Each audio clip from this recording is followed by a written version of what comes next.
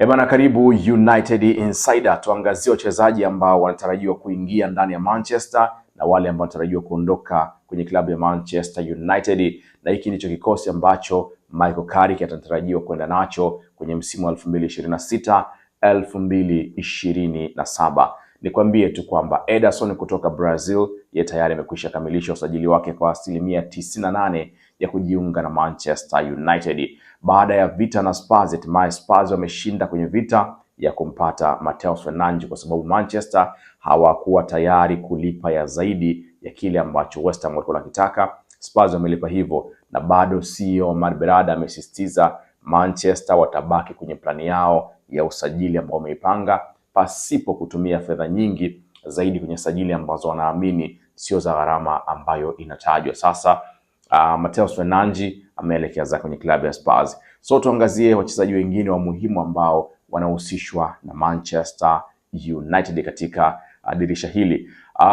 Kwanza kwa sasa anayebaki anazungumzwa zaidi ni Tchouameni kutoka klabu ya Real Madrid. Huyu ni mmoja kati ya viungo ambao wanatajwa kwa ukaribu sana kwamba ndiye kiungo ambaye sasa Manchester itakwenda kupeleka nguvu zake zote kuweza kumsajili ili kuja kuboresha eneo la katikati ya uwanja. Kwa hiyo Tchouameni wanasema huyu ni mtu ambaye atakuwa anaingia kwenye kikosi cha Manchester United.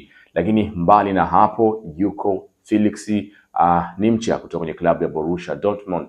Huyu ni mlengwa nambari nyingine, mlengwa muhimu ambaye anatajwa na Manchester kwamba anaweza kuja kuimarisha safu ya kiungo na anaweza kusajiliwa. Kijana wa zamani wa Manchester City ambaye anafanya vizuri na klabu ya Borussia na alikuwa na timu ya taifa ya Ujerumani ambayo imeenguliwa kwenye michuano ya kombe la dunia. So huyu ni kiungo mwingine, lakini bado Manchester na itarejea tena kwa viungo wake ambao wamekuwa ni sehemu ya vipaumbele vyake.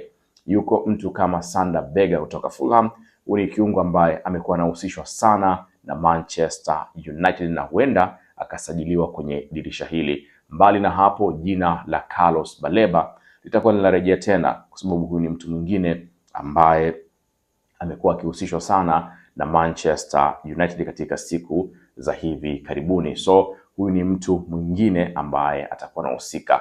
Lakini kulikuwa kuna taarifa za siku mbili zilizopita kwamba Alex Scott ndiye kiungo ambaye Manchester wanamuona kama mbadala sahihi wa kuweza kumsajili kama watashindwa kumpata Matheus Fernandes ambaye amejiunga na klabu ya soka ya Spurs. Sasa Alex Scott ni moja kati ya vipaumbele vikubwa vya Manchester United kwenye eneo kubwa la sehemu ya kiungo, na kama ambavyo tunaambiwa na wataalamu wa kandanda, Manchester anataka kutengeneza kiungo kama ile ya PSG, kwa na viungo ambao watakuwa na ushirikiano, sio kwa maana ya kutafuta namba 6 wa moja kwa moja. So hawa ni watu ambao wanaonekana wanaweza kuingia, lakini kwa mujibu wa taarifa ya Sky Sports inasema Somerville kutoka Uholanzi na West Ham ni mchezaji ambaye wanamweka kama kipaumbele zaidi kwa sasa, na Manchester watakuwa wanaangalia namna ya kumsajili baada ya Uholanzi kuwa ametolewa kwenye World Cup. Maana yake ni kwamba Somerville atakuwa anarejea mapumzikoni kabla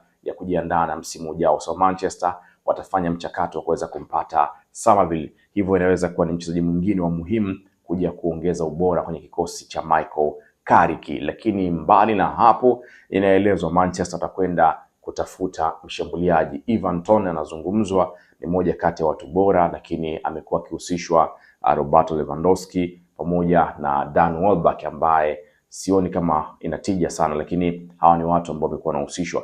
Mbali na hapo, mlinzi wa kushoto wa Kiingereza Lewis Hall anahusishwa zaidi kwenye upande wa kushoto wa kuja kuiboresha timu. So baada ya Ederson kumkosa Matheus Fernandes, Felix Nimcha, Lewis Hall pamoja na Tchouameni, Alex Scott, Carlos Baleba, hawa ni watu ambao wanatajwa kwamba huenda wakawa wanaingia kwenye klabu ya Manchester United. Lakini usisahau mtu kama Ivan Toney kutoka Saudia, aliwahi kucheza vizuri pale Brentford akafanya vizuri. So ni wachezaji ambao wanahusishwa zaidi kuelekea kwenye hizi siku za dirisha ambao tayari liko wazi na tutakwenda mpaka mwezi wa 9 tarehe mosi. So hawa ni wachezaji kadhaa ambao kwa sasa Manchester watakuwa wanahusishwa nao, lakini mbali na hapo bado tunatarajia viungo wengine wakiendelea kuzungumzwa. Mtu kama Mamadou Sangare amekuwa akihusishwa pia na Manchester United. Tunasubiri kuona nini kinaweza katokea. katika swala zima la kuongeza kikosi ambacho Michael Carrick anatarajiwa kukiweza kukijenga upya kuelekea msimu ujao ambapo kuna michuano mingi zaidi. So mbali na hao wanaoingia, kuna nyota wengine ambao wanatarajiwa kuondoka ndani ya klabu ya Manchester United. Licha ya Rashford kuwa amerejea na kuwa ni miongoni mwa wachezaji ambao wanaweza kupata nafasi kuelekea msimu ujao baada ya mkopo wake na FC Barcelona kukamilika, inaelezwa Manchester bado wanaweza kumuuza Rashford na thamani ambayo imewekwa na United ni pauni milioni 40. Manuel Ugarte alikuwa kwenye listi ya kuuzwa katika dirisha hili, lakini Manuel Ugarte hatakuwa anaondoka tena kwa sababu ya injury aliyopata kwenye michuano ya World Cup. Hakuna klabu inaweza kumnunua mchezaji ambaye atakuwa nje ya uwanja kwa karibu miezi 10 mpaka 12, karibu mwaka mzima. So tunatarajia Ugarte atabakia kwenye klabu ya United, lakini Joshua Zirkzee anatarajiwa kwamba huenda akaondoka kama Manchester italeta mshambuliaji mwingine wa kuja kupacha na Šeško au kuwa msaidizi wa Benjamin Šeško. Hivyo Joshua Zirkzee huenda akawa anaondoka. Andre Onana huenda pia akarejea zake Uturuki kwenye klabu ya Trabzonspor katika mkopo mwingine, huku Manchester ikiwa na mpango wa kumuuza moja kwa moja Andre Onana. Mbali na hapo, goalkeeper mwingine Aita Baindiri pia Manchester anatarajiwa kumuuza moja kwa moja. Mbali na huyo, nyota mwingine ambaye alifanya vizuri na Bristol City Radek Vitek pia inaelezwa Manchester wanatarajia kumuuza kwenye klabu ya soka ya Hull City. So kuondoka kwa baadhi ya nyota na hawa ambao wanatarajiwa kuondoka ama kuuzwa inaweza ikawafanya Manchester kuweza kuongeza kikosi bora. Hivyo nyota wanaotarajiwa kuingia ni Ederson ambaye tayari amekwisha kuingia, Felix Nimcha, Tchouameni anahusishwa, Lewy Hall, Ivan Toney na nyota wengine ambao watakuwa wanaendelea kutajwa katika dirisha hili kubwa la usajili. So tusubiri kuona nini kinaweza kikatokea katika dirisha hili kubwa la usajili, na tutajua vizuri baadaye nini ambacho kitatokea, kwa sababu hili ndio dirisha ambalo Manchester wanahitaji kufanya maboresho makubwa ili kuweza kurejea kwenye michuano ya Ulaya na kupambana na timu zingine. Usiache kusubscribe, kulike, kushare na kucomment.